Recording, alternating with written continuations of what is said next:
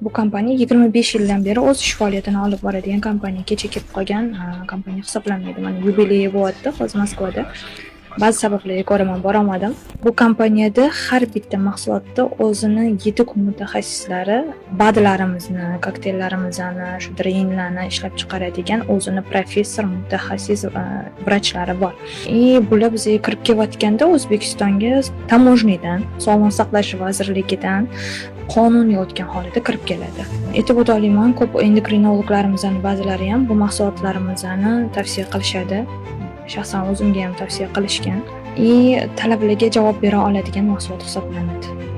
Ya'ni hozir shu mahsulotlarimizni bitta kompleksli bo'lgani bilan unga yondosh kasalliklarga moslab beriladigan mahsulotlar bilan birga ichilsa, natija yana ham o'ylaganidan zo'rroq bo'ladi. O'shaning uchun ham Enel mahsulotlarini sevib, bu kompaniyaga mehrim boshqacha tushgan.